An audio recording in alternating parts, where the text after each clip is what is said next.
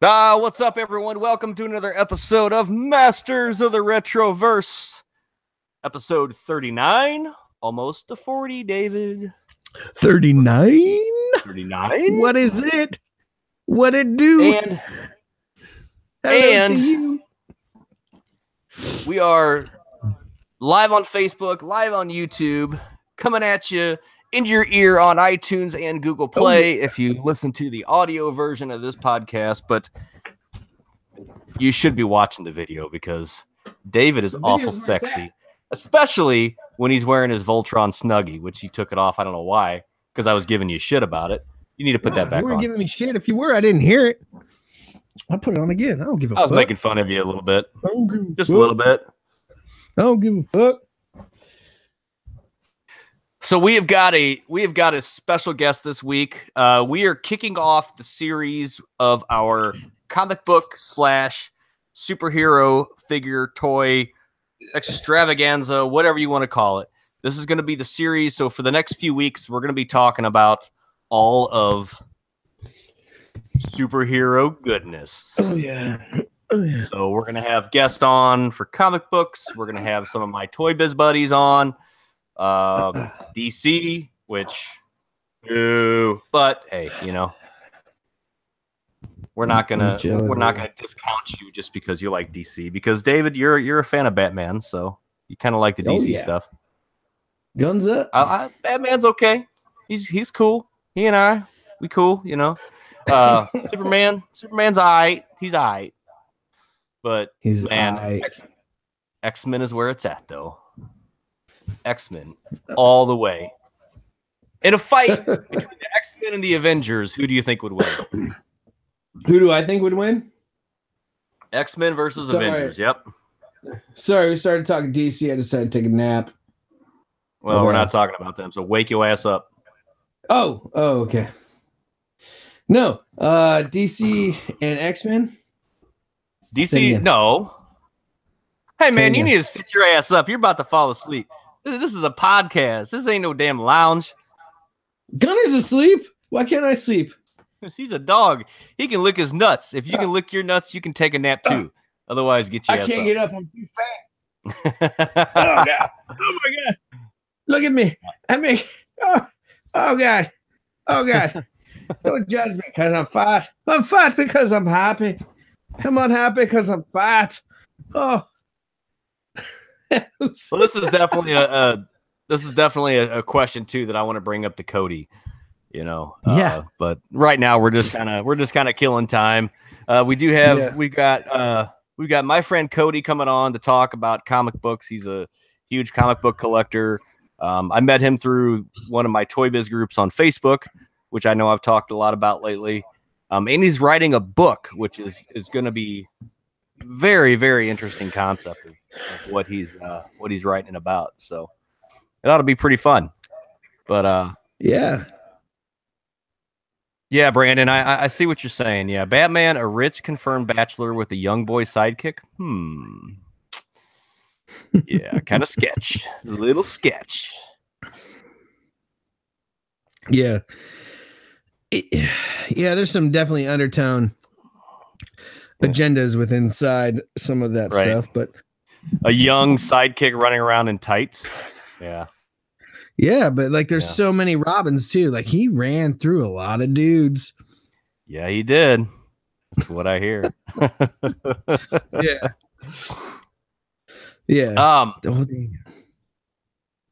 Okay.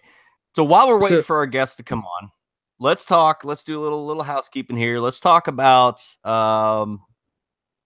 let's talk about some of the stuff on Netflix we've been watching.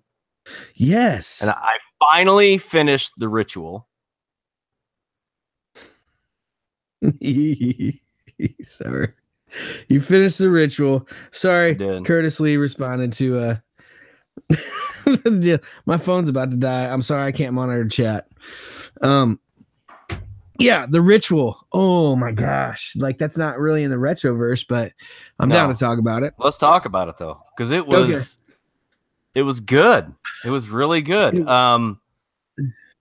My first impressions though, it was slow. And I almost lost interest completely in it. until I hear everybody talking about how great this movie is. So I stuck with it, and it took about halfway through the movie before it really, to me, started getting interesting. Yeah. Roxy, come on. So but I know we talked a little bit about it last night. We talked a little bit about it last night too on our live Let's Play, and you had some issues with the movie. That's some issues. Some. I do think the movie was good, but there was some slight issues with it, like.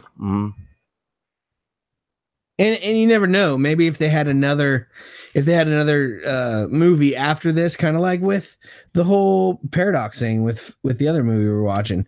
But I don't think they need to do a part 2. I think they need to do a prequel, because it seemed to me like most of the issues that you had, and thinking about it, are legitimate issues as to what was the monster, what was the god that they were worshiping.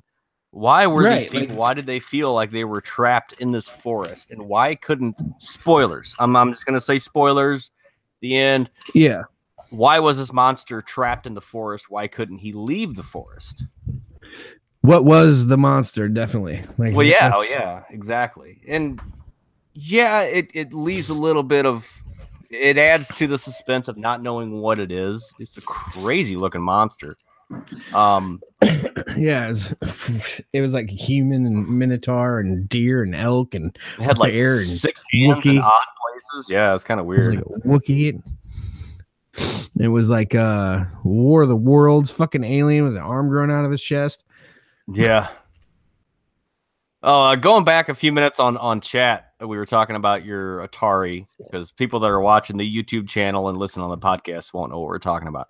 But Motu Joe did say that if it's jacked, painted up, he agrees with Brandon to do a Stormtrooper version of it. That would be really cool.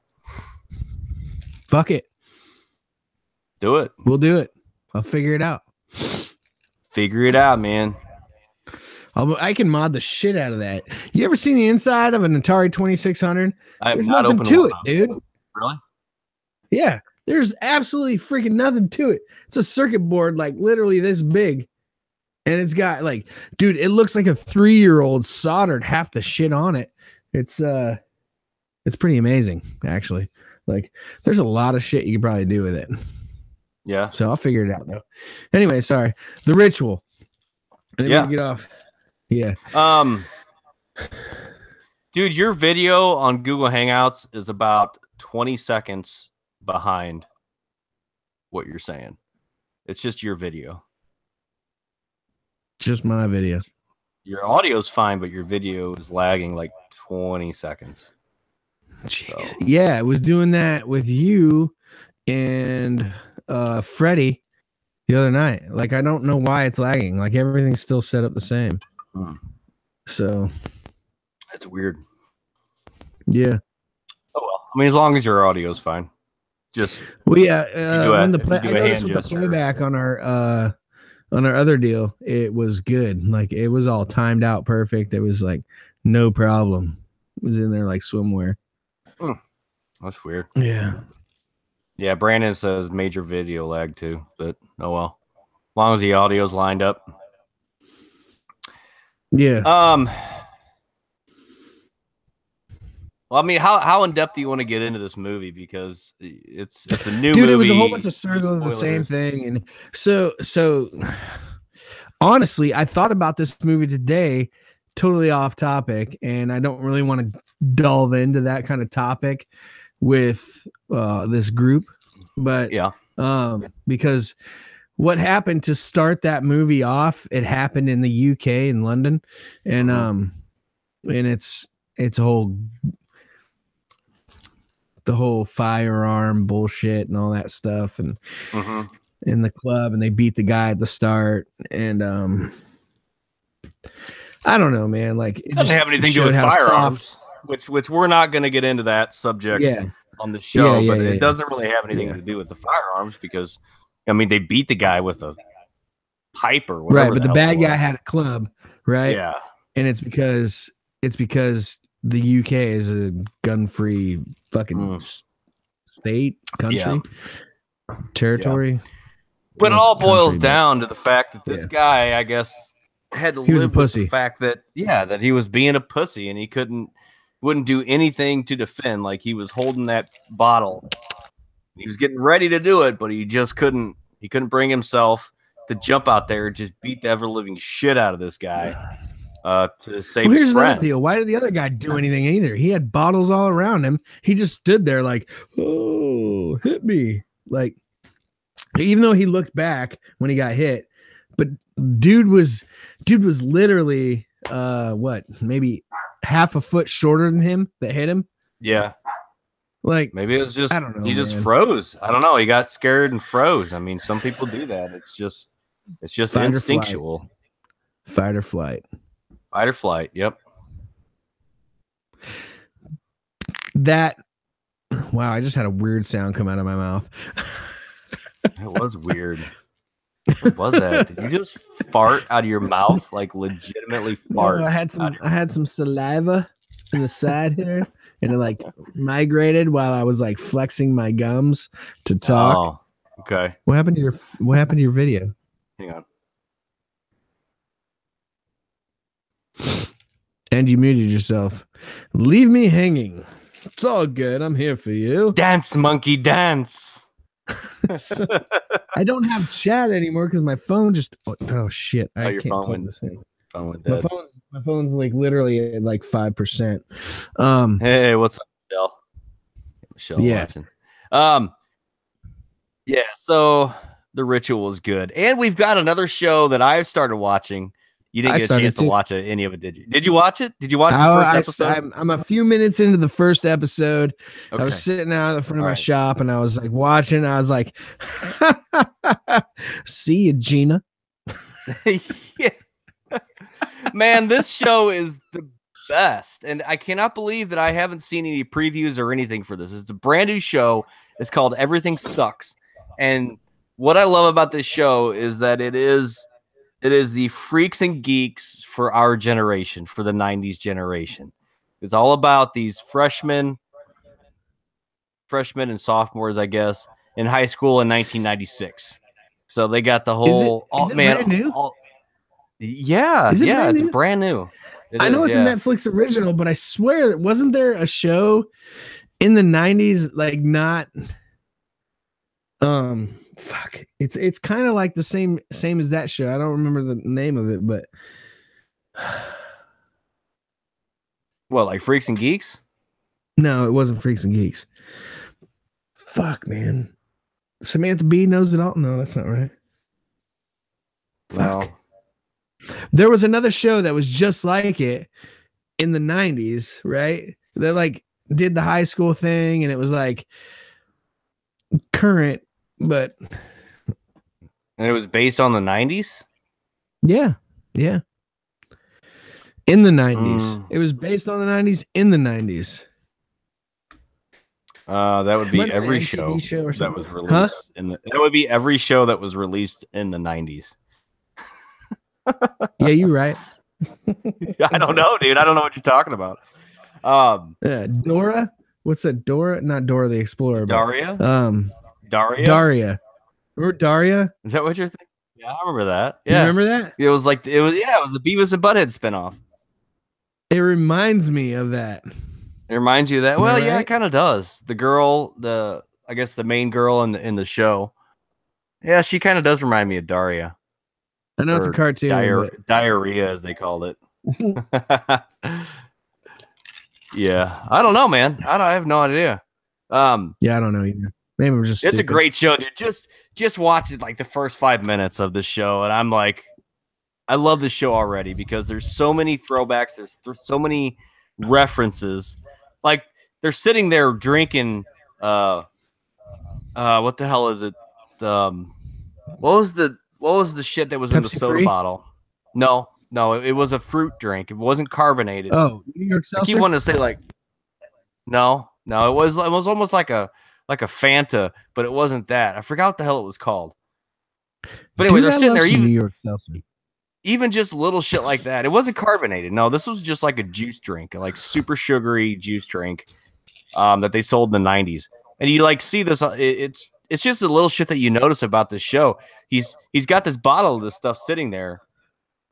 And I'm like, oh my God, I remember that stuff, you know? And like the black kid. That's the first thing you go to?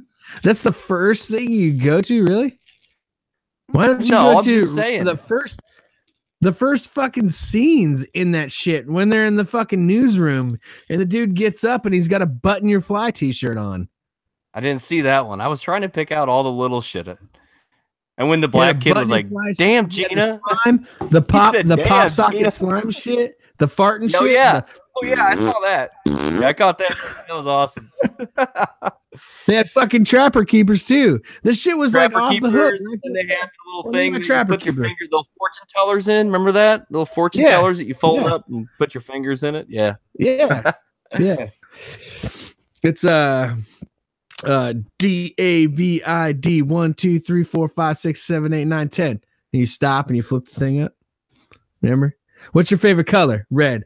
RED. What's your favorite number? 15. 1 2 3 4 5 6 7 8 9 10. And then you open it up and you read it or what? I don't even remember what the hell those things were about, man. So you count. They'd spell your name. They could do it like different ways. They'd spell your name, or they'd be like, "What's your favorite number?" or whatever. Like insert fucking randomness. The girl that was doing it, because usually always a girl doing that shit.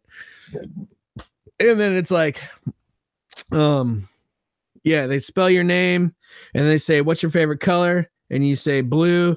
You pick up the blue. And it would say, whatever, like that was your fortune or whatever it was. Like you'll kiss fucking insert the other nerd like us.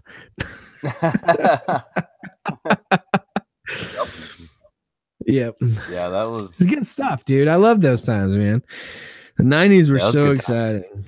Yeah. Yep. Just the hairstyles, man. The hairstyles of the the heavy part down the middle and growing it out, the bowl cuts and flannel. Jocelyn was watching the loose jeans, she has so many memories. Sorry. That girl is like a walking encyclopedia of memories from high school and all that stuff. Was that somebody you know? Jocelyn. Michelle Jocelyn Villanueva. Yeah. Yeah, the girls' paper game trying to. Yeah.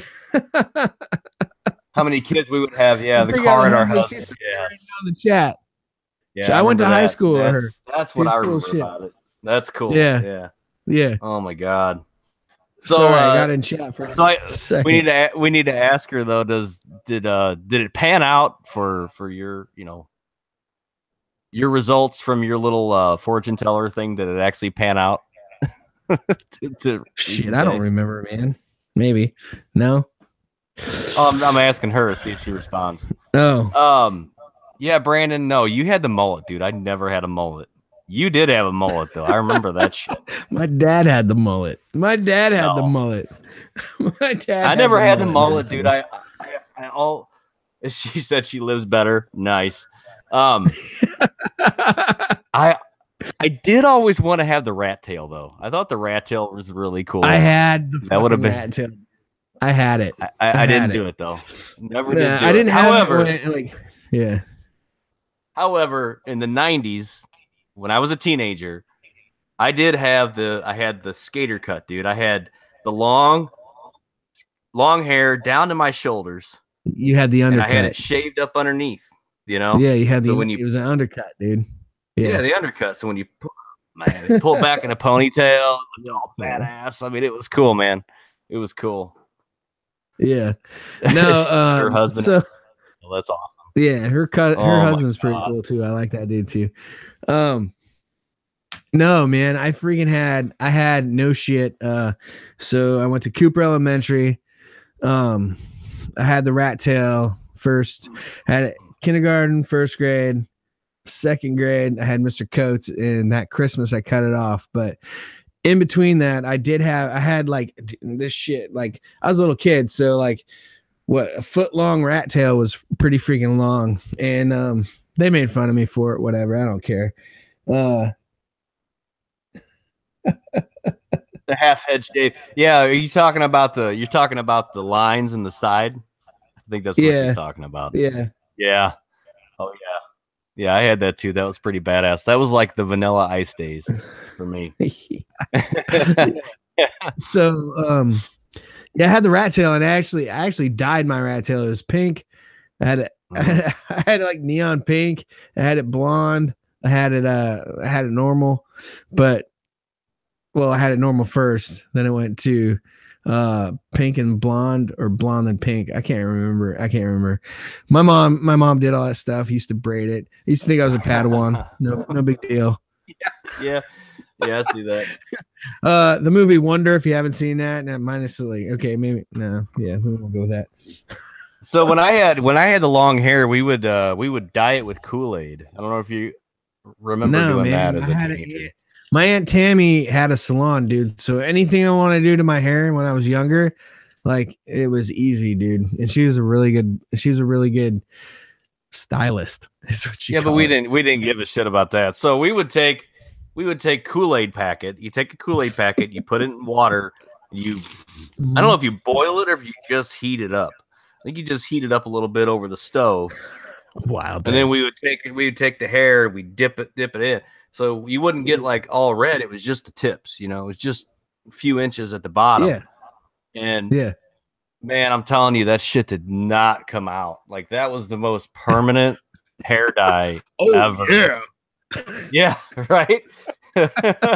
So for like 6 months, I had these red tips in my hair that I could not get rid of. That's crazy, man. Wow, that's pretty crazy. Yeah, Brandon, you had the mullet down the middle of his back. Yeah, he did. Yes, you did. Really? I don't remember ever having a mullet. Like, I might have had it like back, right.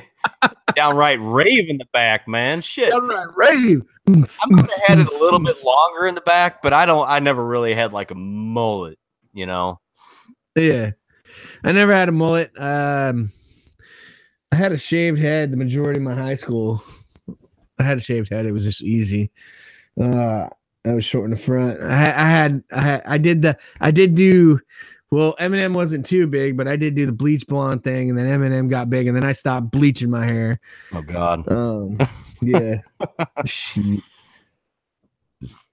Thank God for that. The sun in spray alcohol. I don't know what that's. Girls use sun in spray. Oh shit. Alcohol. Yeah. No, it's Sun-In. It's called Sun-In. Sun-In, it was a pink bottle, right? And it had like the total 80s label on it. I'm not gonna lie to you right now, Jocelyn. I freaking used that shit in Iraq when I was deployed. For what? Because like, I was it my supposed hair to be a lighter. dye? Huh? No, it was lemon juice, like old lemon lime juice. Like, you used to use that too. It did the same shit. It makes your hair like lighter. So, yeah, I did it. Jinko jeans, yeah. Oh yeah, definitely. Jesus. She's straight back in the 90s right now. She's reliving the days. She needs to watch that show, man. It's called Everything Sucks. It's on Netflix. You gotta watch this show because it's got everything that we're referencing right now is on this show. It's amazing. Yeah. The horrible times as a freshman and all that shit, even though it was more or less my third senior year. All right. I was a bad kid. I was a fucking bad kid. I apologize for everything I ever did. I gotta figure out how to do this without showing my screen so I can pull Cody in. All right, he's ready to go. Babysitter's here. We're gonna get this Comic Con on the way. I love it.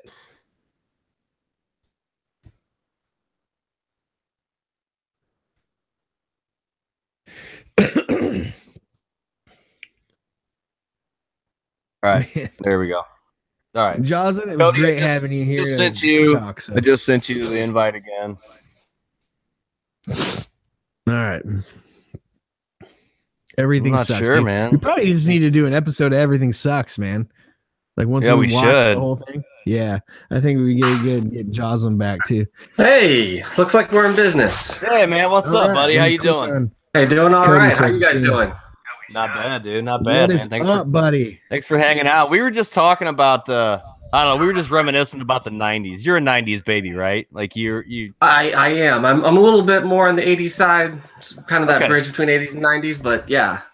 Okay, so you're about our age, mid-late 30s. Okay, cool. Right. We were just talking about the show called Everything Sucks on Netflix, man, and you got to check this out because it's awesome. It's if you went to high school in the '90s, it's perfect. So all right, I'll definitely really check that out. It's like the freaks and geeks. Awesome. It's like the freaks and geeks for our generation. And it's really cool. Nice. So, yeah. Nice. Yeah. So, guys, we got Cody with us. You heard me talking about him earlier. He is a avid comic book collector, Toy Biz collector, G.I. Joe collector. I just found that out. We were talking about that earlier. Hell yeah. Writing a book. I mean, it's this guy does it all. So, I'm a busy man. You are a busy man, yeah. Apparently. So as you can see, I reorganized my shelf here to kick off our little series on the Toy Biz stuff and comic books. Excellent. So yeah, I didn't think about it until it was a little bit too late, but all my Toy Biz stuff is in storage. Except for, I've got a couple of figures sitting around the house. So I was glad to be able to pull at least one or two out. So I've got my Toy Fair sink. Nice. Oh, really? He was a mail away. Really kind of rounds out the team. Yeah. Yeah. How many of the Toy Fair ones do you have? I think I have all of them except for the Guardian. So I've got the Kitty Pryde, the Havoc. Okay. The Morph, the Sink, Firestar. Did I say Shadowcat? Feral? I don't know. There was a bunch. I didn't realize. And this is why we have you on, because I'm a Toy Biz collector, but apparently I'm a dumbass when it comes to a lot of this stuff, because there's just with you and I talking, there's so many variants, there's so many different toys that I didn't even know existed. Like I've got the Havoc fanfare, and I've got the. Or I was gonna get the Morph too. I haven't pulled the trigger on that one yet. Now, are you the one in the group that has the backing card for the Havoc figure? No, that's I believe that's Michael Brock.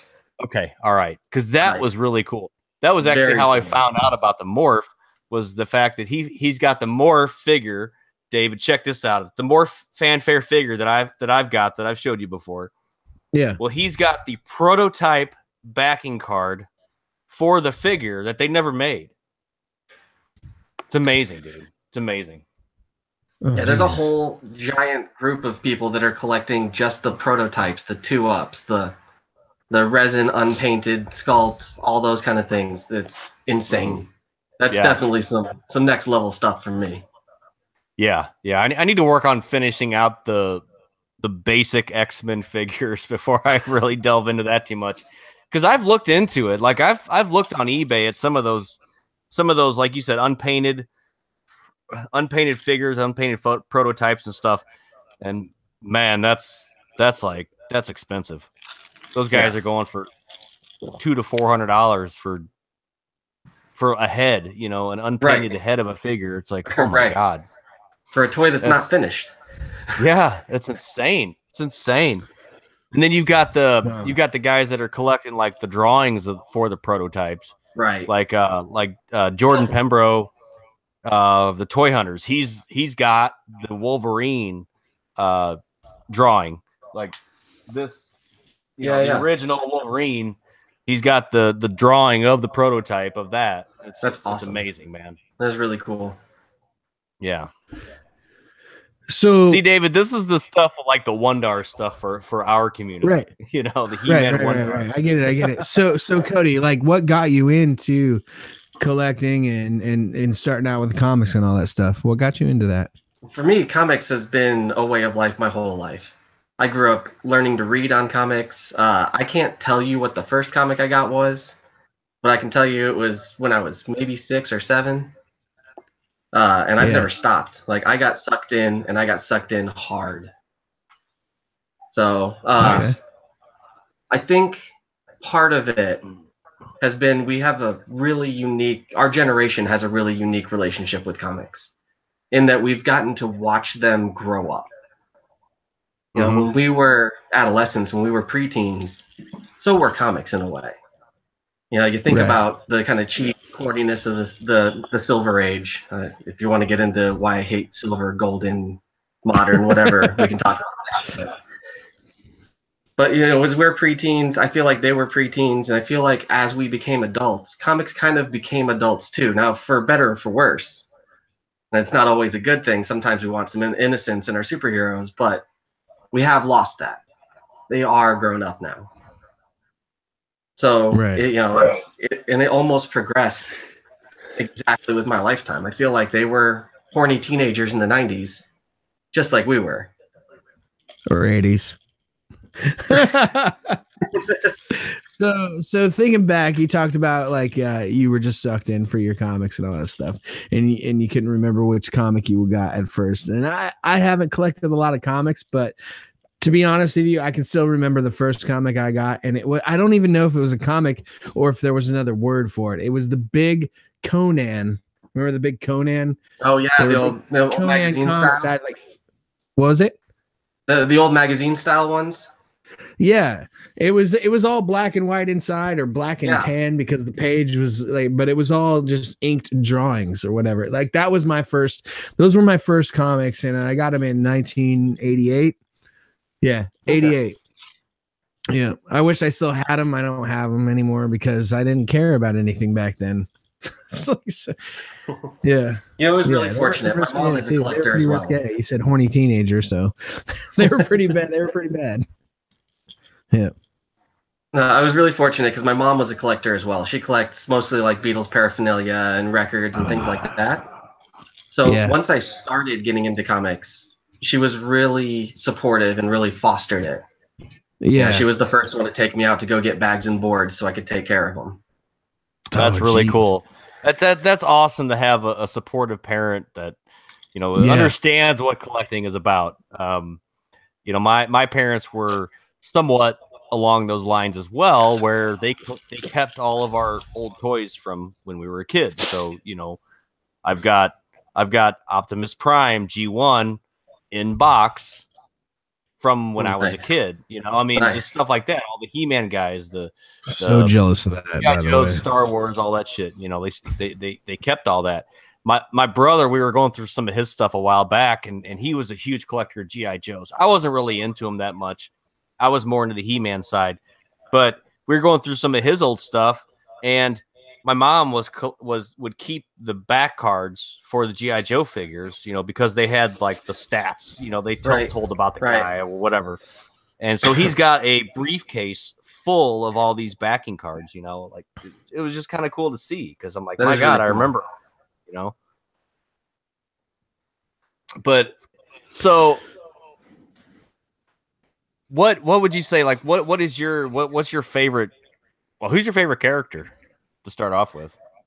You got to go with Batman, right? Like, if you're not going with Batman, you're doing it wrong. He's hands down the coolest character ever to be created. You think so? Yeah, I see you wearing your Deadpool hat. I see it. I see it over there.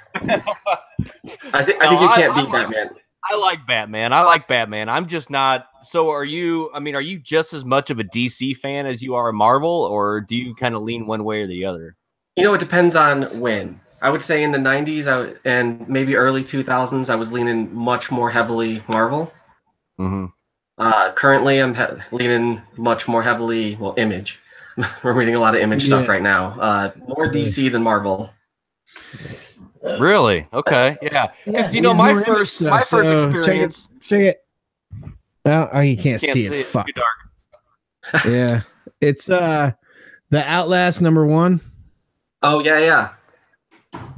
There you go. Maybe you can see it. I'm trying to. Oh yeah, there it is.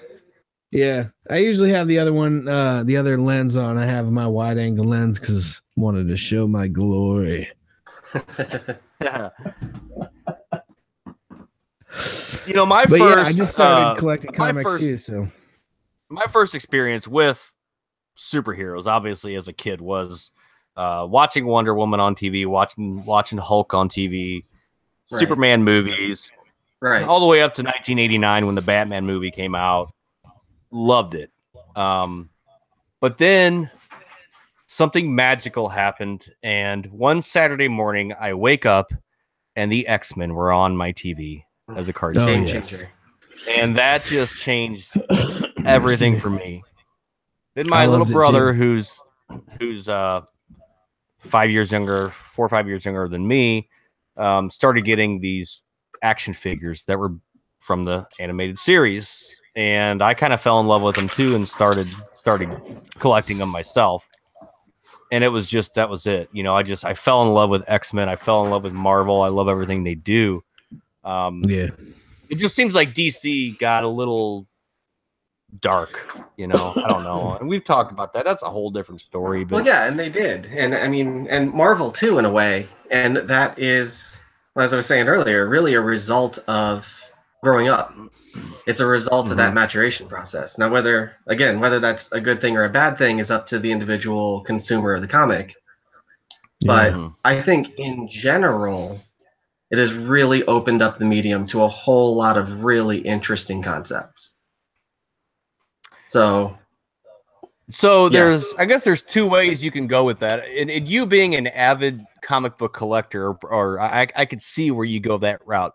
For me, I'm not a comic book collector, but I love the old toys. I love the animated series. So for me, reverting back to those times and going back and getting those comic books and rewatching the animated series and stuff is where it's at for me. I like the liveliness of it. I love the just even the artistry of those comics and the cartoon and animated series and stuff is just, I still love it. I mean, it's still one of my favorite things. I don't think there's anything like it. And obviously if they were to redo the X-Men animated series, I don't think it would be anything like that. Oh, I'm certain it would be very, very different. But different isn't always bad. No. But I think it would be more of along the lines of like the anime style, because that just seems like that's where most of the cartoons are going. I guess that's possible. I hadn't really thought about it like that, but maybe. I would imagine it'd be more along the kind of Pixar 3D animation type style. Oh, that would be cool. So that would be like, really cool. Yeah. Aren't they doing a Guardians of the Galaxy cartoon like that? I haven't heard. Have you heard anything about that, David? I don't know if they're going to do a Guardians of the Galaxy cartoon, but I know they're doing a Guardians of the Galaxy 3. I'm pretty sure it's already been out. I think it's 2 or 3 seasons in. I'll look into that though and check and find out. But really? I'm pretty sure. I think I saw a Rocket Raccoon toy based on the cartoon series. Yeah, if you find it, send me the link or let me know where I can find it at, because I haven't heard anything about that. But that would be awesome. That's one of the really interesting things about the time we're in, is that they have become so popular. The superhero post 9/11, I would argue, has become so popular. I don't hear about this. It's everywhere. That it's completely inundated all of pop culture now. Whether it's video games or trading cards or toys or video games or everything. It's obviously the film industry, the television industry. How many comic book shows are on the air right now? But do you think that that's taking away? Like, how is the comic book industry doing now compared to back in the 90s? Because now, I mean, we've got the movies, we've got the TV series. Do you think that pulls kids away from any interest in reading the comics? Like, why do I want to read the comics? I can go watch this on TV. I can watch the Iron Man movie and get the whole story, even though they're missing out on a lot. Right. No, I think, the comic industry is doing pretty well right now. It's doing a heck of a lot better than it was in the late 90s when the bubble burst and Marvel went bankrupt and everything bottomed out. But generally speaking, I think the comic industry is doing well, and I think that the films and the toys and the merchandising are bringing in more readers. But we're not seeing, at least I'm not seeing, a lot of children readers. What I'm mostly seeing is adult readers. Yeah. I mean, I think we are the target demographic comics industry right now. Yeah. I think so too, and it kind of sucks because like my kid, like we'll go to the comic book store, we'll buy some comics. He'll thumb through like, oh, this Wolverine looks cool. I'm like, hang on, let me check and make sure, let me look through it real quick. Okay, yeah, that's fine. You can buy it. But I think he likes the idea of the comics, but he doesn't really. Well, he's 8 too, so he doesn't. He's still got a ways to go with it, but he doesn't really sit down and read through them. Right. Maybe that's something I need to do with him. Maybe sit down and show him how to read a comic book because they can be kind of confusing. The learning absolutely. which cells to read in what order. Maybe he's confused with that. I don't know. Yeah, and there's no right answer either. Like that's one of the beauties of the medium is read it how you want to read it. You're a time traveler in that world. That's true. I never thought about that. Move around. It's like Slaughterhouse-5, right? Like we see time different than the characters in those pages. Yeah, that's good. That's a good point, man. I like that. Yeah, that's great. So you are writing a book about this, right? Right. I'm working on a doctoral dissertation on comics, specifically on comics from '92 to the year post 9/11. Nice. So it'll be a book-length work. I'm looking at right around 350 to 400 pages right now. Okay. It's slow going, but I mean the general premise is that the ways that I'm trying to distill this down in a very easy to understand for everybody else out there way. We have a special relationship with comics, and comics have a special relationship with us, right? Specifically the superhero. Now they are, as Chris Knowles pointed out, right? They are our gods wear spandex. They are our American myths, right? We've got other myths. There's a Paul Bunyan and whatever out there, but really, Superman, Batman, Captain America. These are our mythology. These are our Achilles and Apollo and Artemis. Our Titans. Right. Wow. Exactly. So that relationship that we have with them is always driven by some sort of social need. So you see, they all start to erupt in World War II, or the days leading up to World War II, right? We start getting all these superheroes as almost a face of good to match the faces of evil that we're being fed. But once the war is over, nobody cares about superheroes anymore. Superheroes die off. You still have, a handful of superhero titles moving, but then it's, horror comics and westerns and romance. So you fast forward a little ways, we're in Korea, and all of a sudden you've got a new Flash. You've got a new, the Fantastic Four is starting to come up, the new Green Lanterns, this whole new era of the superhero, and it always seems to be tied to periods of peace and prosperity versus war. Right. So what I'm working on with this dissertation and working on with this book is looking at 92 to 2002, which is a period that when most people write about it, they write about the economic crisis, they write about, the founding of Image and, the workers' rights disputes along with that, right? So like everyone's underpaid at Marvel, underappreciated. So they say, later days, guys, gonna go make our own publisher. And we're gonna basically release a whole bunch of knockoffs of your characters. Right? So that's basically what the focus on that era is. But what I see in that era is it kicks off with that. And then you kill Superman. Fake Batman. I remember that. You murder the Green Lantern Corps. All of a sudden you start to see these heroes having faults right in the middle of like our longest period of peace. And then like a god descending among mortals, Warren Ellis shows up and takes over Wildstorm. Like just straight takes over Wildstorm. Starts putting out Stormwatch, which leads into the Authority, which leads into Planetary. All of these titles coming out of Wildstorm at the time completely revolutionized the concept of a superhero. All of a sudden, you've got these overpowered, faulty, maybe drug addicted, sometimes queer, multiracial, weird background characters that kind of overthrow the entire paradigm of the traditional superhero. Superman is no longer relevant. Dude. Somebody that we thought was indestructible, you know, the American hero, you know, is dead. I remember whenever that comic came out. Was it 94? Something like that? 95? Was it that early? Oh, wow. I think it was 92. I got my double signed Yeah, one. it was when I was at Lakeside High School. Okay. Yeah. And that was like the biggest thing. You know, I remember everybody was flocking to get this because, you know, Superman's dead, but also, too, this thing is going to be worth $1 million. You know? Right. Little did we know. Yeah. Just like baseball cards were going to, you know, everybody who collected baseball cards back in the day, they were going to retire off of that shit. Right. Yeah. You know, they're worth nothing now. But still cool to have. So with this book that you write, this book that you're writing, is it a comic book or is it just a story? Or are you? It's an academic piece, right? I'm working on a PhD in literature.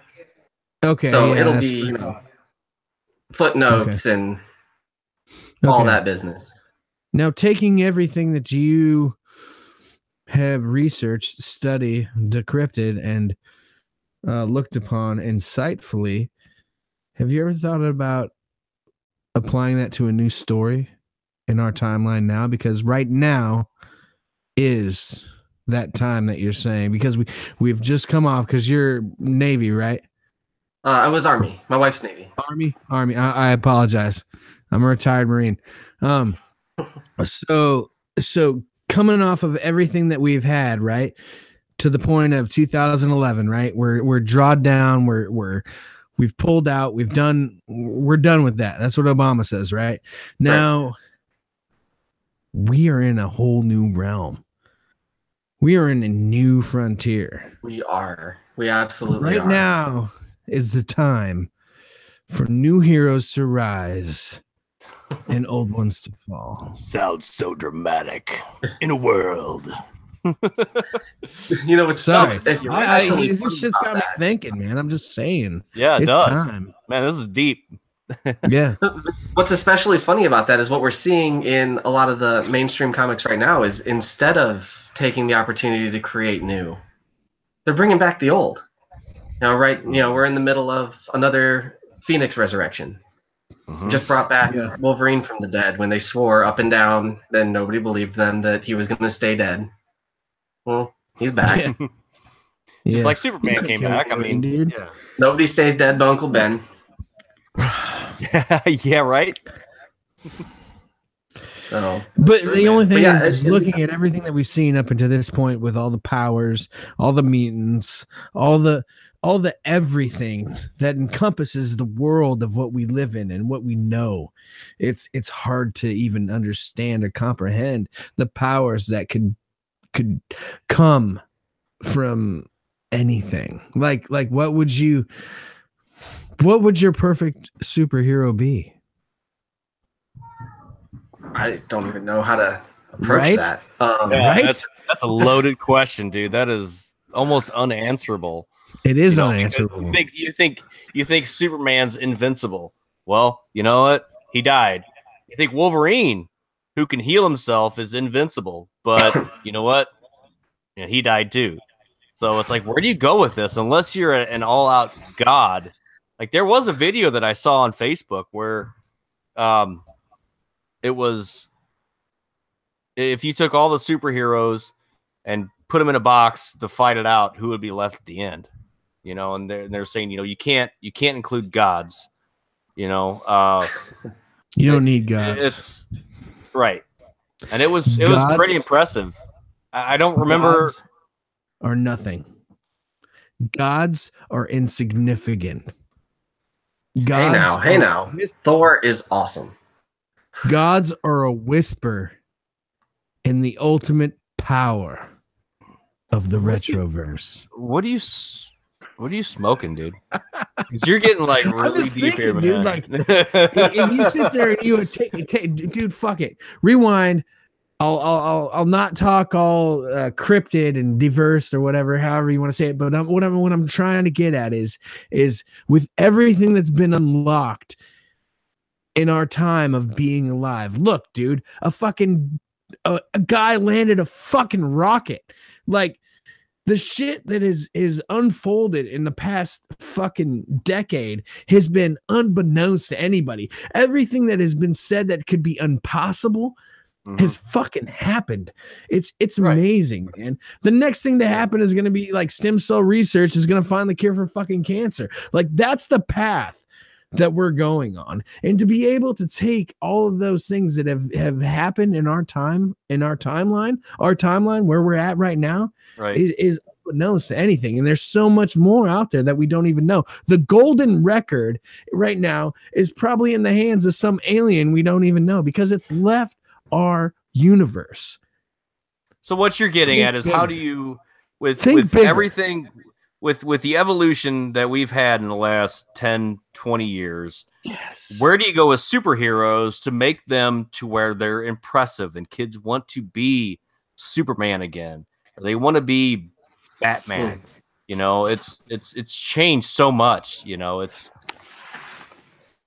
God. I mean, I remember as a kid, I'm running around and, you know, I'd get my mom's tights and put my underwear on over the tights because I wanted to be Superman. I'd wrap a towel around my, you know, have a cape, you know, because all the time, because I wanted to be Superman. You don't see that much anymore. I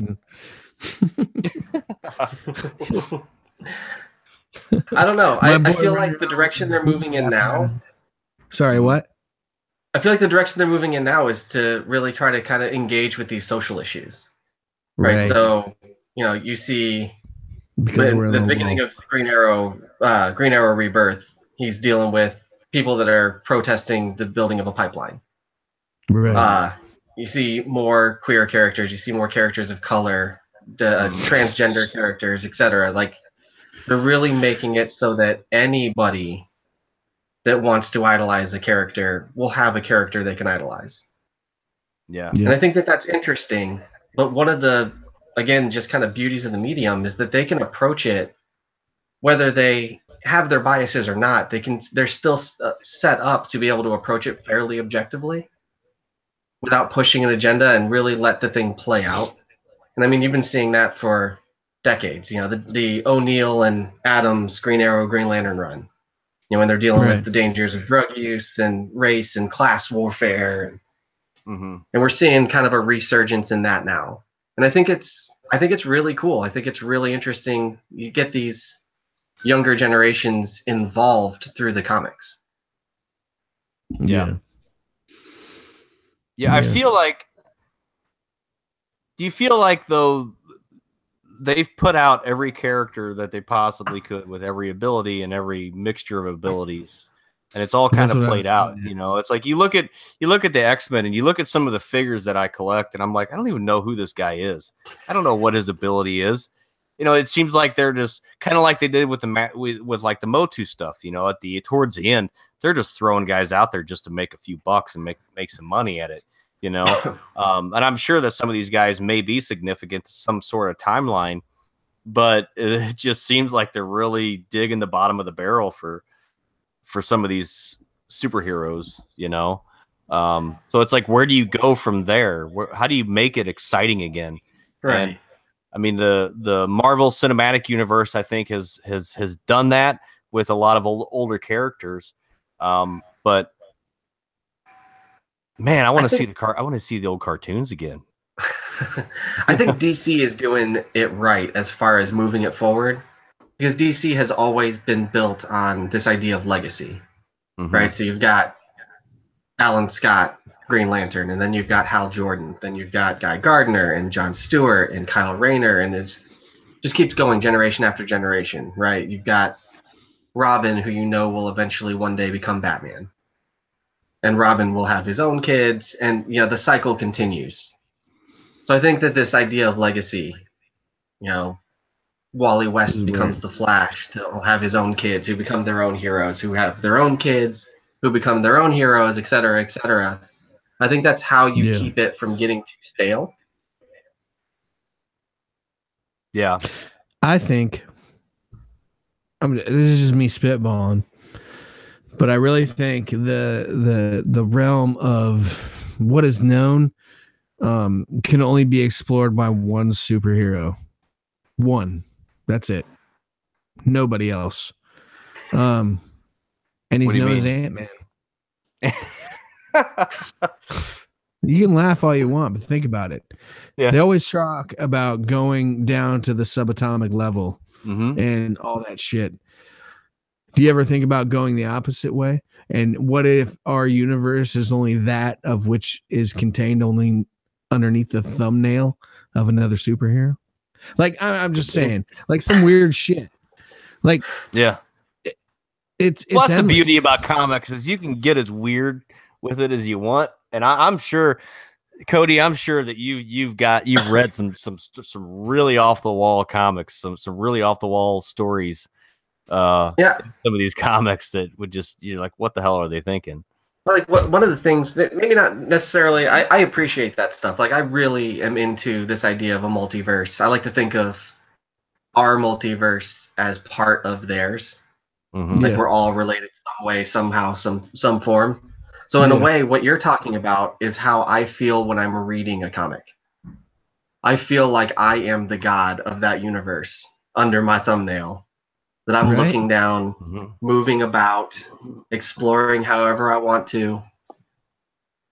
But there was a really interesting story arc in X-Men there in the late 90s where he was looking at not just parallel universes, but also perpendicular universes. So like, here is down the chain a failed Earth. This Earth is dead. You know, it was 2 degrees off and dead. Yeah. And then a little bit closer to ours is, you know, maybe it's got life, but it's still like not humanoid life. And then all the way up here, you've got these like totalitarian utopias. And we're somewhere kind of in the middle. Yeah. And I really like the idea of thinking about it not just in one direction, not just, oh, well, over here, this is what if Superman landed in Russia, or what if Professor X was killed before he made the X-Men? Right. But instead kind of looking at it like, well, it could be bigger, more kind of cosmic changes that can affect how everything shifts and flows. Right. Yeah. Shit's just, you sit here and think about that shit all day. Like, what if? Yeah. Chris, my buddy Chris Peterson's in chat too, and he says that was my beef with the New 52, which I'm not really familiar with that. He said the legacy was gone. Yeah, absolutely. They've of course corrected that. Yeah. What is the New 52? I'm not familiar with that one. So the New 52 in 2011, DC scrapped everything, started brand new. 52 new titles, starting from the beginning, starting from, you know, forming the Justice League, whole new, slightly tweaked origins. There was some good that came with it. Like not everything in there was bad, not everything in there was great. But it was missing legacy and it was missing love. You know, Clark is no longer with Lois. Dinah and the Green Arrow are not together. Like all these classic, really important relationships are gone. And I think that is really what DC is built on. So that kind of sucked the heart right out of it. And it was doomed to fail. But I mean, it almost seems like they knew that from the start. And that's why they ran for 52 issues each. And then they went away. So what did they do? Did they just scrap all that and go back to the way it was before, or what? Not all of it. They did this rebirth event and it seems like they kept the stuff that worked and returned to the old stuff where new things didn't work. So you end up with Clark back with Lois. He's got his family. He's got a kid, a cool kid. Really cool kid. I'm really enjoying the little Jonathan Kent stories. But most of the Green Lantern stuff, which was working, which was good, stayed the way it was. So, I mean, do you think it's an easy cop out because we see? And I think it's great. I think that's a great thing about comics is that you can do that. You can change the story and say, well, it's a different universe.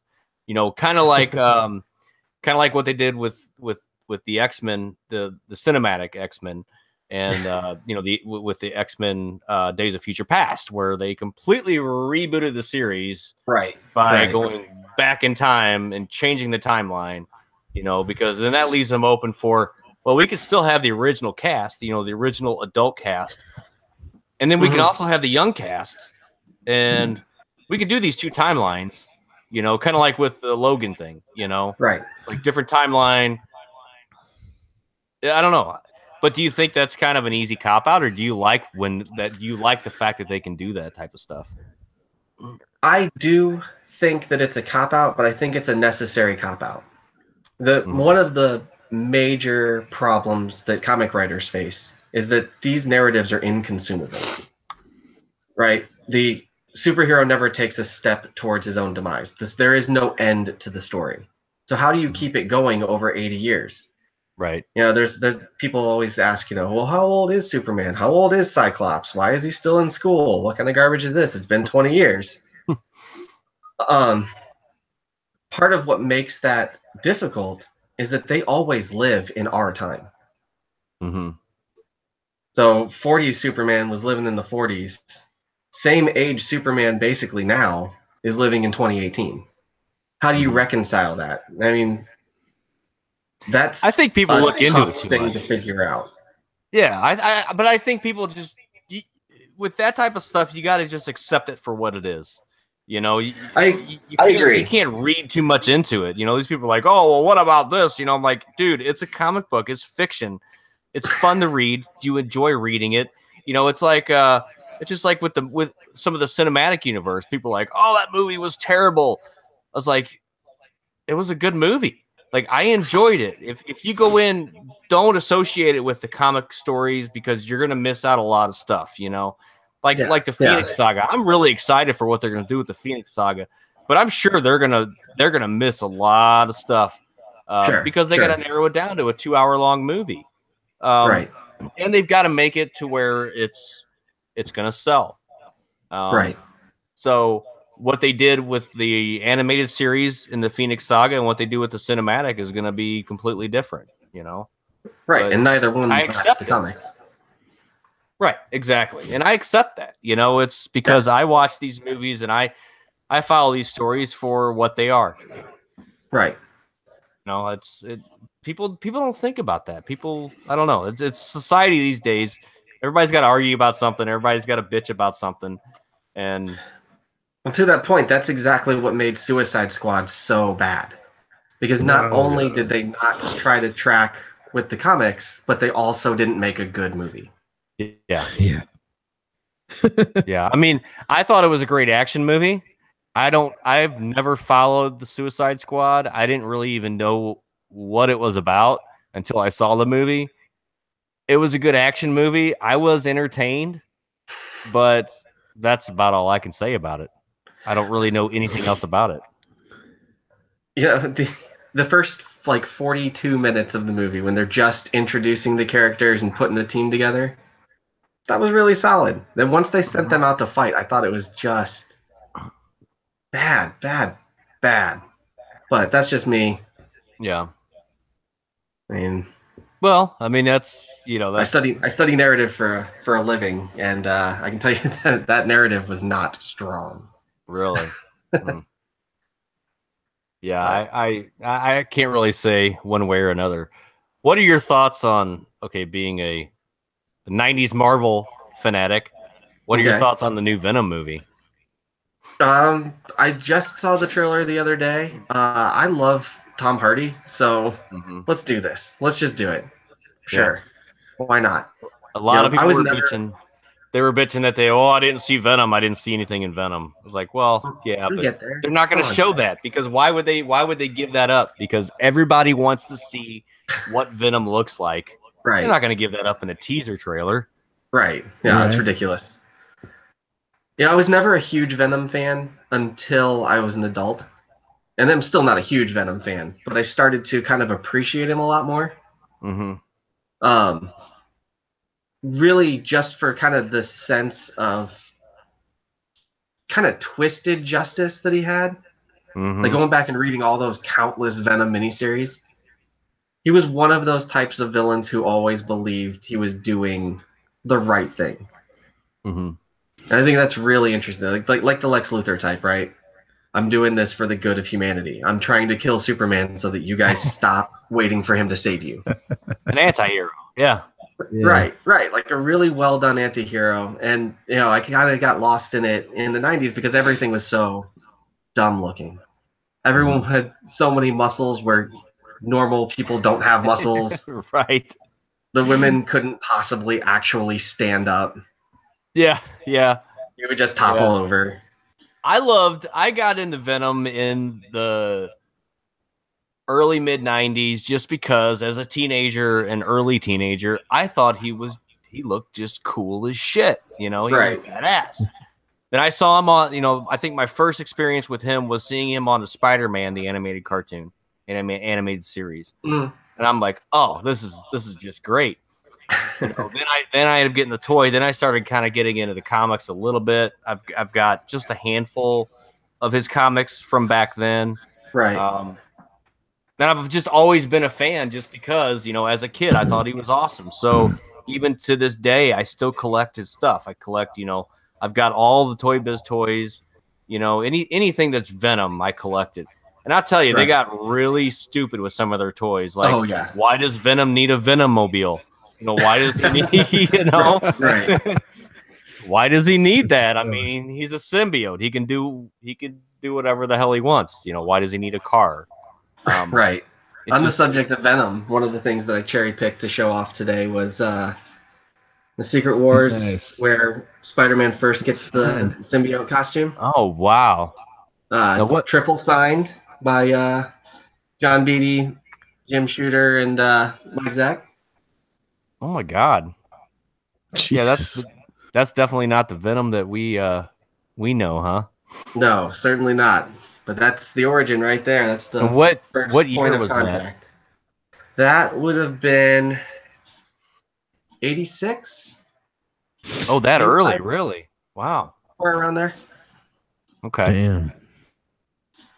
Wow. So wasn't the Venom that I probably read without going up and pulling one of the books? Wasn't that McFarlane that did those though? Like the early like Venom series on his own. Yeah, like around, you know, what is it, Amazing Spider-Man 300, like 298 to 300, somewhere around there. I think those were all McFarlane books. Okay. Wow. That's really cool, man. Damn. All signed and everything. Holy crap. Yeah, you got a pretty good collection there, dude. It's not bad. It's not bad. My recent kind of obsession has been original pages. Yeah, the thing behind you. What's that? So I've got this piece from Excalibur '92. Oh wow! Damn, that's cool, dude. So those are the original drawings, huh? That's the original that they printed the comic from. Like they draw them big, they shrink them down digitally, and then mass produce them from there. What's that behind you? Is that one too? Yeah. This is probably my favorite thing in my entire collection. It's a page from Jonah Hex number 50, which was a Palmiotti and Gray written book drawn by the late, great, rest in peace, Darwin Cook. And I actually bought this at a convention from Darwin before he passed. So you see, it's really also signed by all of them. There's Darwin. What makes this one really cool? Cody. What makes this one really cool to me is this. Let's see if I can get it in frame. This top panel. His face. It's his face minus his scars.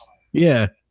In the sequence from this particular comic, he's just finding out that he had a kid, or his girl was pregnant.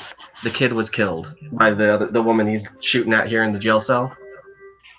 Yeah. So the writers tasked Darwin to draw Hex no scars, showing that remorse.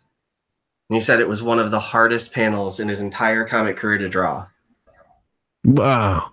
And boom, I got his originals, and you can still see like his pencil marks and where he's changed things. He did his own inks on this one.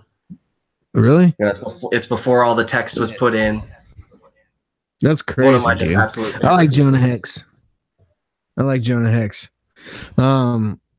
Speaking of Jonah Hex, how'd you feel about the movie? It was. Let me give a warning before you start ranting. Nah, I don't even have that much to say about it. It was not great. He looked fantastic. Yeah, the guy who played it again? It was Brolin, the same. Right? Yeah, Brolin, the guy who's gonna play fucking Cable. Yeah. Mm-hmm. So, yeah, that was and that was too, right? Huh? Isn't Brolin Thanos too?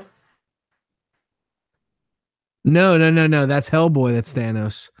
What's his name? No, Perlman's not. Yeah. Perlman's not Thanos. No, yeah, incorrect. Let's Google it. Let's Google it. He's gonna tell me. Hold on. Avengers 2, right? Or not Avengers 2. Avengers 3. 3. Yeah. There's so many now. Avengers. Infinity War. Cast. Click. He is. It is Josh Brolin. It looks like fucking old dude from Sons of Anarchy, though. You know what I'm talking about? Yeah. Perlman. That's Ron Perlman. Yeah. It fucking looks just like him. Like, that was just me guessing. I'm glad you're here to correct me.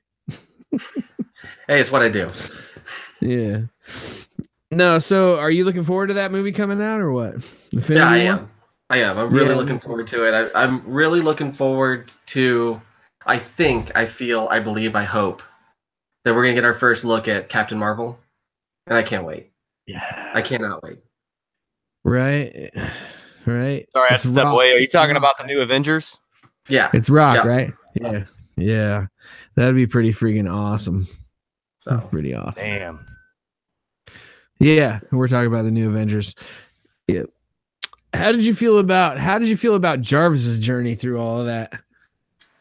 Oh, I thought it was brilliant. I thought it was a really great way to take a concept that would have been just weird, right? If you had actually put a short, fat, bald little butler in Stark Manor, that would have been weird. They managed to take this classic concept, update it, and then take it to the next level by turning it into Vision. I thought that was just absolute cinematic genius. Yeah. I freaking loved it, dude. I loved it when it turned into when Jarvis turned into Vision. I think that was the awesome. Best part of all the Iron Mans for me. You know, and then coming into the Avengers. So here's something as a not really comic book collector, but I'm wanting to get into more of the storylines for some of these comic book characters. For instance, like I've always been a huge fan of Gambit, and there again, I've never really been much into the comic books. All of my love for these superheroes has been from, like, especially the X-Men, has been like from the animated series and stuff. Right. So my question has always been, where do I start? Like where, you know, because there's so many different storylines and stuff for, let's just say, for instance, for Gambit, it's like, as somebody, for our listeners that's not really a collector, they're wanting to get into it. It's like, where do they even start? Well, is that a loaded question? You picked a particularly tough example, right? Like, Gambit has not really, that I can think of, ever really shown on his own, right? Yeah. Right. He was always a popular character, and he was always there. Mm-hmm. But Gambit-centric stories, there's just not that many. And I mean, I think for good reason. I think he's a pretty shallow character, but yeah. But let's say, let's use an example that's somebody a little more popular, I guess. So let's just say somebody like Wolverine, you know, right? Obviously, you know, his first appearance was actually in a Hulk comic, correct? Right. And Obviously, you're not going to get that because that thing's worth a fortune.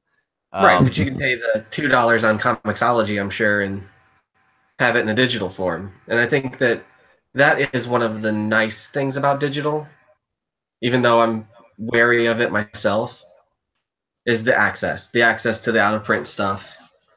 Mm-hmm. Yeah. To be able to read. I mean, if you're going to start Wolverine, if you want a starting point for Wolverine, the Chris Claremont, Frank Miller Wolverine miniseries, I mean, that's the easiest place to start for sure. Mm-hmm. What year was that? Like what era was that? Would have been 1981 or so. Oh wow, okay. That's really early. Yeah, I actually have it back here. Be like in hardcover, recently repressed.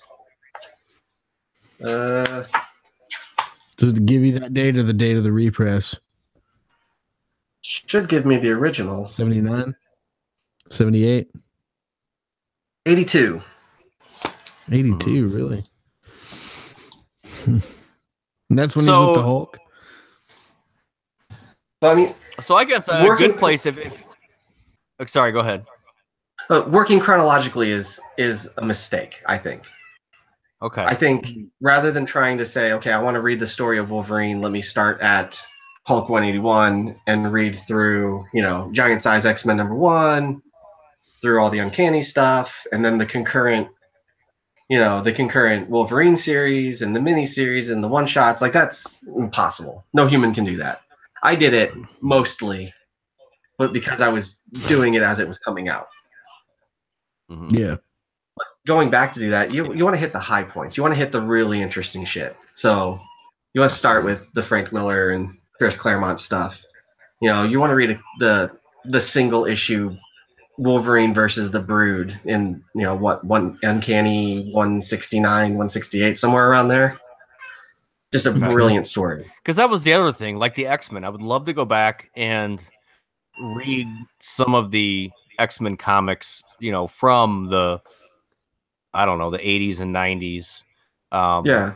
But I've always just kind of been curious about, like you said, don't start chronologically, I guess. So I guess you just kind of find an issue 1 of some sort of timeline or some series and just start there, huh? And just kind of work your way through that and just hop around. Or the Essentials trades are so good for that. Pick up like the Chris Claremont X-Men collection. These different omnibuses and things like that. Like, they've reprinted these things in so many really great accessible ways. I've got so some of those compilation books, right?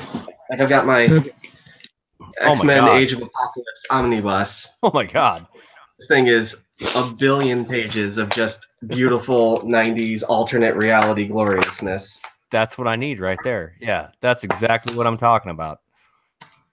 This one was a little pricey. I actually got it relatively cheap, but the price tag on it's $125. Mm-hmm. But for somebody who's not really wanting to collect the comics, I'm just wanting to read the stories, but not going digital. That would be a way to go because I don't really want. I don't want to have a million comic books, filling up space. I'd rather just have the. Believe me, I understand. Yeah. The whole storyline in one book, that'd be great. It's kind of like what I did with The Walking Dead. My wife has been buying me the compendiums, nice. As they come out, so I can just read through like 10 or 20 of the comics at once, and it seems to work out pretty well. Yeah, if you're not planning on keeping up with it and keeping current with it and actually like collecting for the sake of collecting, there's no reason to get single issues. Mm-hmm. I will here and there just because if I see something the cover looks cool, or if it looks like it's if it's something that's looks like the contents inside are going to be something kind of neat, then I'll grab it. But yeah, that's good, man. That's good because that's something that I've always wondered about, and I've always felt like an idiot asking the guy at the comic book store about it. I was like, I don't want to sound like a dumbass to this guy, but it's like, where do you start? So I think that helps. I'm sure there's other people out there that are listening that probably have the same question too. And Chris, my buddy Chris says the same thing. He says the Claremont Miller Wolverine mini series is good, or mini is good. Yeah, you ever need a recommendation on where to start, please hit me up. Oh, I will. I definitely will, man. You've been a huge help. We've been talking Toy Biz and stuff the last few days, and it's just been great. I've learned so much. You know, I was so excited when I found that Weapon X, and I'm getting it Tuesday, and I'm keeping my fingers crossed on it, man. I really. Oh man, I hope it's right for you. That is such a hard figure to find. I hope it is too, because after we talked and I went back on eBay, I went to go find that one that popped up. I just saw it this morning. Gone. And I didn't see it. Yeah. Gone. So people are actively looking for him. Man. So I found it. What? Just to throw it out there. The Incredible Hulk 181 first appearance of Wolverine. Right now, there's an hour left if you want to bid. Drop your bids in, starting at $850 to get in the door. That's a good price. 1 hour, 23 minutes. That's a good price. I've got. He's gonna pull one down off his shelf. Watch this shit. He's gonna be like, "I got this shit." I don't have a 181, but I do have this bad boy. Oh, the giant size X-Men #1. Yeah. That's the relaunch of the X-Men line. Yeah. And I've got it signed by Chris Claremont to my wife and I because it was an engagement gift from my wife. Oh wow. Oh, that's really cool. What year is that one? That would be 75. 75. And they relaunched the X-Men? Right, so X-Men launched in 63 and ran for 66 issues with what they call the original 5, right? That's Beast, Iceman, Angel, Wolverine, Jean Grey, and the Professor, I guess. No it ran for 60 issues, and some of it was good.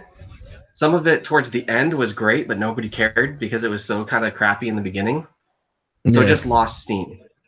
It kicked into reprints. They just started reprinting. Like number 67 is just a reprint of, I think, #1 or #2 or something like that. So from 67 to 93, they just reprinted old comics and hoped that they would sell. And they sold okay, not great. But then, oh man, Cochran and Roy Thomas pitched an idea to relaunch them where the original 5 had been captured by a living island named Krakoa. I don't remember. So they've got to go recruit a new team. And they recruit this totally international team. You get Storm, Colossus, Nightcrawler, Wolverine, Banshee, Sunfire, and Thunderbird. Poor Thunderbird, rest in peace. 2 issues in, and they kill him. Oh, really? Like the first real major, I feel like, X-Men death is Thunderbird in his 3rd outing. But so they recruit this team, and then they say, "Okay, Chris Claremont, here you go. Take over. See what you can do with this new multiracial international team." Yeah. And it just became the phenomenon that we know today. Wow. And that's the issue that kicked it all off. Wow, that's cool. So I noticed you didn't mention Cyclops and all that. Where did he fall in? Cyclops was one of the original 5, and then he was recruited. Yeah, and he was part of the team, like the recruiting team. He was the only one that wasn't captured, I guess. Like he's the one that escaped, so that he could tell the new team where to find the old team. I mean, a few years back, they did a whole nother level to that, where there was another team before the giant-sized team that went in, and they were all killed. So they went and recruited another team. And that's that comic. That's that book that you have right there. Yeah. Okay. See, I'd like that. That's cool, man. I'd like to find that on Comixology maybe, and read through that storyline because that sounds really interesting. That would be really cool to just hear the origins of how the X-Men that we love and know now came to be. Right. Yeah. That's definitely a good starting place. Any of that old Claremont stuff, any of the stuff from, I want to say the first like 50 or 60 issues there that you did, just really, really, really solid stuff. He gets a little bit redundant in his more recent stuff, but really nice guy. I had a chance to just meet him out here a couple months ago, actually. So. He came out and saw he was there. Yeah, he was out here in Hawaii at the amazing Hawaii Comic-Con. We actually have 2 Comic-Cons out here now. Really? Oh, so the first one tends to be a little bit more comics media driven, TV stars and things like that. And then the second one seems to be much more comics driven. So we had So how big was that Comic-Con? Like, was there a plethora of people there? Was it actually? It was packed. It was packed. In fact, I didn't end up getting anything signed by McFarlane because his line had to have 1,000 people in it. Oh, Jesus! You had McFarlane there. That's all you had to say. I guess my Comic-Con had Optimus Prime, like a cardboard box. No big deal. Yeah, in a 6-bay mechanic shop. In a 6-bay mechanic shop. It's kind of sketchy, dude. Dude, yeah, it was sketchy as fuck. No, it was the convention center. I was just comparing it to the size wise of a 6 to 8 bay mechanic shop. That's how they do it in North Carolina. Yeah. But it was Wilmington. Dude, they filmed fucking Iron Man 3 in Wilmington. You figured like they would have some substance to their Comic-Con. It was pretty disgusting. Yeah, man, that is awesome, dude. And we're gonna have to wrap it up, but I definitely want to get you back on because I want to talk more about more because I'm sure we could go all night talking about the comics and you could answer every question we probably could ever possibly imagine about them. But I also want to get a little more in depth too, like on the Toy Biz stuff. Talk about some of that. You are actually one of the admins of the group, and that's how I met you.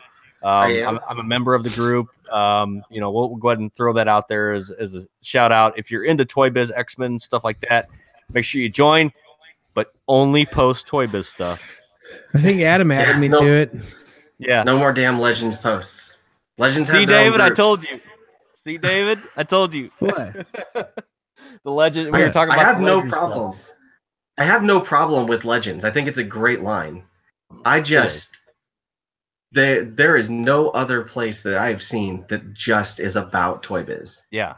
And that's why I joined the group, because I was looking for a group that was just on Toy Biz. I like the Legends stuff. I think it's cool.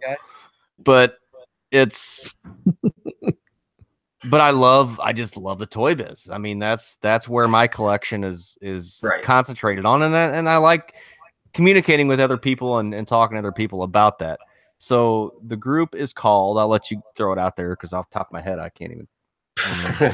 You think I can? It's Toy Biz Toy Biz 90s. Oh my god. You're the admin, you got to look it up too.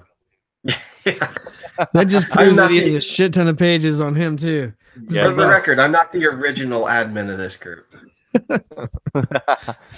90s Marvel Toy Biz collectors. There you go. 90s Toy Biz Marvel collectors. So make sure you go check out that group if you're into that type of stuff. It's an awesome group. It's very active. For such a small, like, Toy Biz stuff they're not super popular. I mean, and I think this is the only group that I was actually even able to come across that dealt with the Toy Biz line. And I think it's great. Yeah, I think that other than this and the Toy Biz prototype collector group that's out there, which is really awesome. I don't have any prototypes, but I love to be in that group and see what they're coming up with. Okay, you'll have to add me to that one because I want to be in that one. I haven't found that yet, but that'd be awesome to check out. It's all secret. Secret scrolls and handshakes. Other than that, David, you got anything else before we wrap it up here?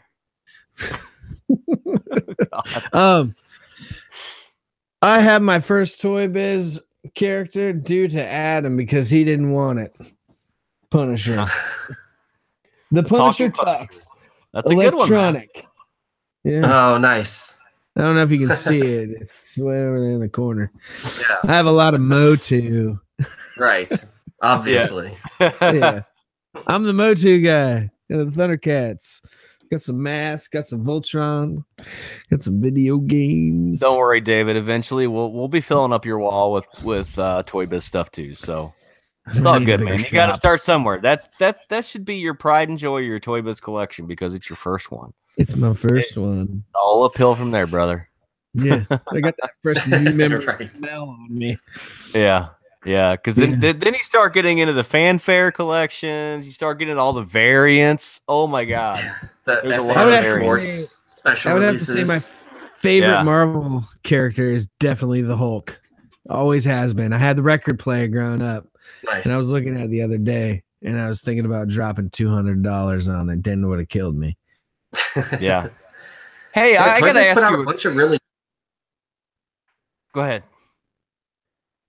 I was just saying they put out a whole bunch of really good Hulk figures in the Toy Biz line too.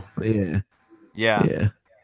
I gotta ask you though about the Toy Biz exclusives real quick, because I had posted. When I posted looking for that Weapon X 4th edition, somebody had posted on there. Well, wasn't that a KB exclusive? And I said no.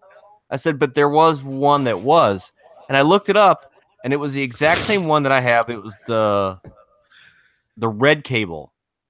The red cable Weapon X. And I found one online that said KB exclusive. But mine doesn't have that KB exclusive. Mine it's got another sticker on it. I forgot what it says. Something about the it just says something about the animated series.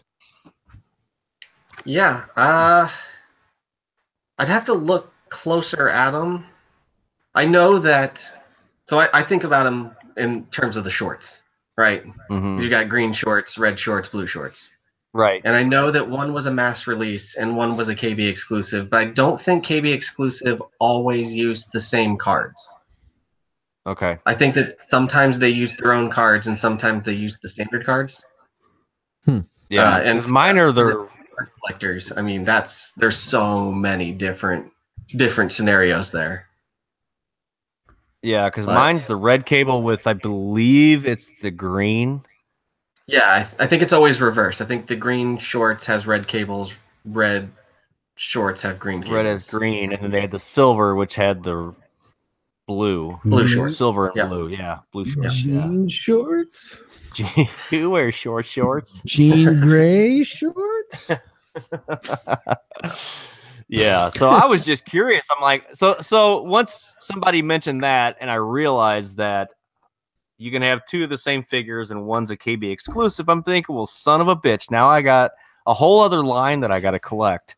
I got to get another variant that I got to get. One's without the KB, one's with the KB. Oh, yeah. Good luck with that. No, I ain't got time for that. But it's not a complete collection unless you have them. So you got to find them. But mine are all loose. Pokemon. So well, yeah, that's true. That's true. You don't have to worry about that. I say you're Pokemon. You said it was that Kane or was that Cable that you're looking for? Kane. It was Kane. Okay. The Kane one with a blue holster. Anybody out there listening, if you see a Kane one with a blue holster, I got dibs. If he's looking for it, it must be important. Dibs. Dibs. It's the only one I've never seen in the wild. Oh man. Just once I think that we've found possibly the holy grail of the Toy Biz collection, somebody else throws something at me. Well, I've never seen this before. I've seen one. It just changes the whole game. Yeah. Yeah. Well, I'll be on the lookout for that though. Yeah, Brown I'll be on the holster lookout for forge, and there's so many out there. Yeah, there's so many, man. I mean, you got the different variants, right? You got the different variants of Cyclops and Colossus. You got different variants of him, and the other killer for me, like one of the hardest ones for me to find, was the repaint version of Nightcrawler. Oh wow! The original they look exactly the same. The only difference is the thickness of the tail. Really? Because anybody that had the Series 1 Nightcrawler knows that tail is going to break. Mm-hmm. Those things are fragile, so they did something to the tail to make it so it didn't break as easy. But I mean, we're talking like millimeter difference. It's tough. You wouldn't really even know unless you opened it, would you? Is there any way to know packaging? You can sort of tell if you can get a look at the tail, but otherwise it's almost impossible to tell. And those repaints were, I believe, released on the exact same cards as the originals, so there's no difference marker there either. Wow, damn it!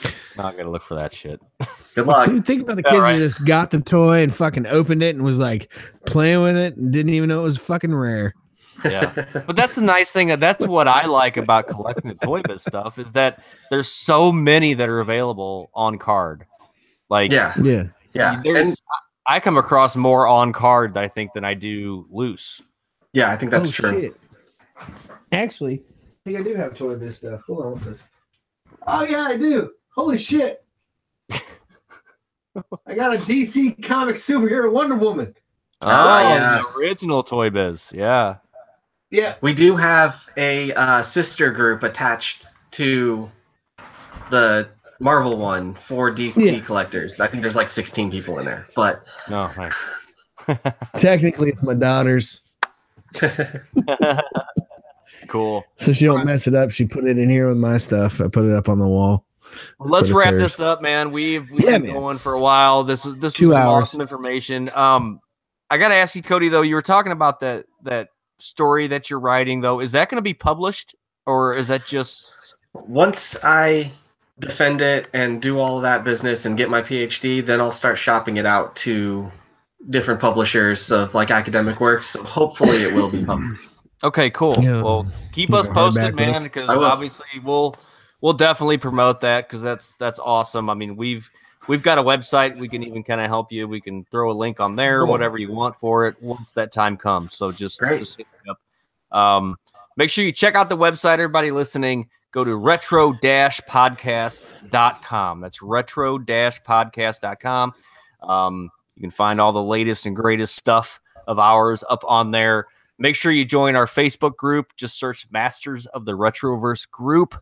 We're always doing fun and exciting stuff. Last night, me and David got together on the group live, got drunk, and did a little NES Let's Play. It was kind of fun. So we'll try to do that every week or two. We'll do polls. Yeah. We'll do polls on there too to figure out, let everybody decide what games they want to see us play. That's something that we're not going to post on the YouTube side. That'll only be on the Facebook group side. We're on YouTube. If you want to see the live, you can do it on the Facebook group or on YouTube live. Just go to search Masters of the Retroverse there. We're on Instagram. We're on Facebook. We're on all that good crap. Follow us, like us, subscribe, all that good stuff. So, we're everywhere. Got anything else, David, before we shut her down? Nope. All right, cool. I'm out like a brown trout. All right. Well, next week we're going to continue with the comic book stuff, the superhero stuff. I've got somebody possibly lined up for that. My good buddy Chris, who's actually in chat right now. I'm going to hit him up and ask him if he's available, but hopefully he is. I'm sure he will be. So hopefully we'll see everybody next week. I guess that's it for us. Remember, there's nothing wrong with living in the past. We'll see everybody next time. See ya. Bye.